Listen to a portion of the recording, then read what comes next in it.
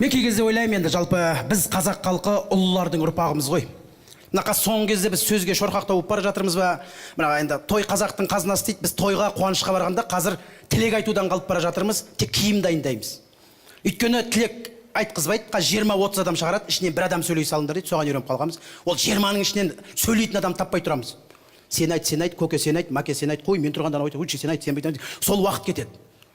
Мен мысалы үшін тілек айтқан кезде адам кейбір сөйлейтін кісілер бар енді. Бүгін залда да отырмын, Бекболат ағаларымыз мына жалпы қазақ халқы туралы сөйлесе де, тілек айтқан кезде де бір адамға қарап тұрып сол кісінің мақтаған кезде, сен туралы айтып жатқан кезде ішіне ойлап қаласың, қой мынау мен емес деп бар ғой, кәдімгі соншалықты жеткізіп айтады енді. Біз қазір тойға бара жатқан кезде кейбір ағаларымыз қайда кетіп жатырғанын білмейтіндер бар ғой. Кім той деп, бір құдалардың той дейді, киініп берші, қайтасың шарбонға бір. Киініп аламыз, автопилот, күнде той ғой бізде жаңағы. Барып, сосын столға отырып аламыз да, кімнің тойында отырық шаруамыз жоқ. Жерімізді айтып, ұруымызды айтып, бір-бірімізді қарылысып отырамыз. Ан жақта болған сенің аталарың, біз мұн жақта болғанбыз. Ой, тұра түс, сен мұн жақта. Жоқ, сен тұра түс, біз мұнда жақта болғанбыз. Бір аталар как будто үстінен қарап тұрған секілді бар ғой. Соншама қалғанып атамыз да дымымыз қалмай. Сосын тілек беріп отырған кезде, сол кезде барып есімізге түсіп кетті. Тойда отыр екенмін ғой деп жаңа. Қайырбек, Мұрат деп жатқан зірк ете түседі. Мен айтып жатырмын дейді. Я сіз десең ортаға шығып кетеді ғой кейбір ағаларымыз. Ауызда ет. Тойдың ортасы болды, тамададан сұрақ қояды. Жастардың аты кім дейді ғой. Сонда банадан бері қайда отырмын деп ойлайды екен деймін да. Сосын біз тілек айтқан кезде дайындалмайтынымыз соншалықты, өзіміз не көрдік, қандай проблема бар, соны жастарға айтады екенбіз. Жастардан бастайын, сол жастардың достары 20 мен 25 жас арасындағы жастардың тілегі. Қазір олар тілек дайындамайды, ешқандай киім дайындайды нағыз солар. Жігіттер жағы бірдей бабочка, қыздар бірдей түс көйлек киіп алады, фиолетовый, қызыл, өздері қуып жүреді, тілек жоқ. Бүкіл Қазақстанның жастарының тілегі мынандай. Ортаға шығады, шұбырып. Мұрат, Айгуля, вы замечательная пара. Мұрат, береги нашу Айгүл дейді. Бірақ Айгүл ана жерде кісенде тұрған секілді бар ғой. Айгуля, мы с тобой дейді. Қайда с тобой, ол кетіп бара жатыр уже. Кейбір құрбылар бар, подружкалар жылайды тойға келіп. Айгуля, бір жаңа естіп атырған секілді, соғыздың күйеуге кетіп атырған бар ғой. Жоқ, бір ай бұрын естідің ғой, үйінен жылап келсеш деймді. Өзі әзер тұрған қызды одан сайын көңіл күйін түсірмей. Сосын жастардың білетін бір-ақ мақалы бар, бәрін айтатын. Сендерге қос аққудың махаббатын тілеймін дейді. Адамға құстың махаббатын тілеп не көрінді деймді. Олар да соған рахмет деп тұрады, мәз болып тұрамыз. Құстың махаббатын тілеп жатырық қой бір-бірімізге. Сосын ең соңында барлығы барам. Поздравляем, құттықтаймыз. Бұл қазіргі таңдағы қазақтың жастарының 20 мен 25 жас арасындағы жастардың тілектері осы. 25 пен 35 үйленгендер, кішкене опыты бар, чуть-чуть қарын шыққандар, олар былай бастайды. Мұрат, Айгүл, терпение. Ұрыспаңдар, семья болғас, ыдыс-аяқ шылдырламай тұрмайды дейді енді.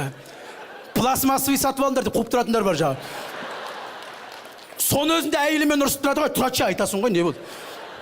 Сіздерге айтарым, біреуің ұрысқанда, біреуің үндемей қалыңдар дейді. Осы сөздің мағынасын түсінем екен деймін да. Біз қазақты қайдан көрдім, біреуі ұрысып атырғанда екінші үндемей тұрған. Мен көрген емес, біреу ұрысып атырғанда екінші тыңдап тұрған. Айтып ал, қал, мен кезегім келеді ғой деп. Бізде біреу шабуыл жасаса, екінші сразу қарсы шабуыл жасаймыз ғой. Сол, ұрыспасаңдар бәрі жақсы болады, сіздерге тілерім денсаулық. Давайте дейді. Бұл 25, 35.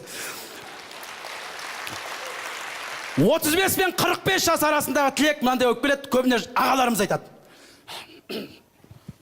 Ал айналайын келінжан Айгүл, мына Мұрат түнде кешіп келіп жатса сен ренжіме. Біз еркектер жай жүрмейміз, семьяны асырап жүреміз. Сонда ғана әйеліне айтып жатырғанда намекпен қаңғып жүрген жоқпын деп жаңа. Сол, мен саған айтарым сол, ана күн келеме, қабағың ашулы болып шай бер, жақсы ма? Сосын Мұрат, бүгіннен бастап өзің ұстап ал. Осы үйдің отағасы сен. Өзі беріп қойған, ана қайталамасын деп жатыр ғой жаңа. Давай Мұрат, қысылма, қаздан бастап өзіңдің осы үйдің еркек екенін сезін сен енді да. Ал осы айтайын дегенім. 45 пен 55 жас арасындағы аға жеңгелердің тілегі маған өте қатты ұнайды. Ол жастағылар келін түсіргендер. Өшін кімнен аларын білмей жүргендер. Оларға тілек бермесең тойда бәле қаласың. Өйткені ол кісілердің тойға келгендегі бір миссиясы бар. Ешқашан олар күйеуге шығып жатырған келінге тілек айтпайды. Апаларымыз ана жерде отқан өзінің келініне айтып жатыр. Солай өшін алмаса, басқалай вариант жоқ жотым. Ортаға шығады, келінге қарап тұрады, бірақ адрес мын жаққа. Айналайын келінжан, мына екі жақтың әке-шешесін бірдей сыйла. Өз әке-шешеңді қалай көресің, Мұраттың әке-шешесін солай сыйла. Не ол келе сала енесінің баста шығып алады деген. Ондай келіндер бар.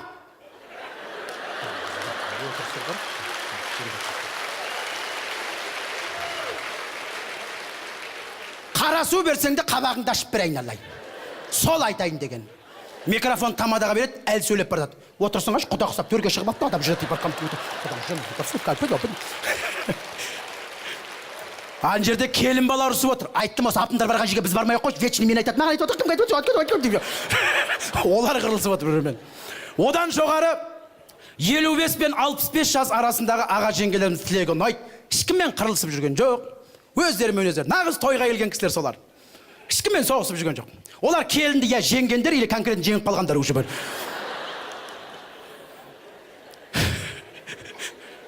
Олар тойға шығып бейт бастайды, ан жерде келін баласы отырады, апаларым жаңа. Айгөлек, сендер сөйлемейсіздер ме? Бізбен бірге шықпайсыңдар ма? Сосын сөйлейсіңдер ме? Сосын сөйлейсің. Келін баланы қоспадыңдар ма бізбен? Сосын сөйлейміз дейді. Сосын сөйлейміз, жастармен сөйлейміз. Бізбен айтып қалмайды. Осы олар сөйлейді. Айгөлек,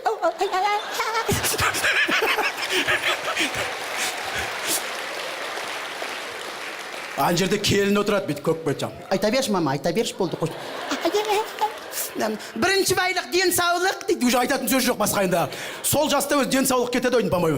Сол денсаулықтарың мықты болсын, ал одан жоғары 75, 85, 95 ол жастағы ата әжелерімізге келінмен ұрыс, денсаулық, махаббат, аққу ештеңе қызықтырмайды.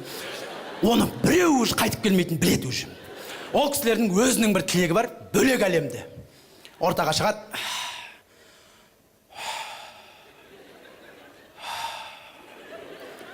Сана біреулерге дүзек бетеді. Жастар мін жақта қойды. Ол құттықтайын деп тұрған жоқ, ол кісілер өзін бөлекті. Бірінші Алла. Ан жаққа дайындалып жүргендер ғой жаңа. Біз өз пенсияға шыққаннан кейін дайындаламыз ғой. Еліміз тыныш, соғыс болмасын, патшамыз аман болсын дейді. Мен ол кісілерге күліп тұрған жоқ.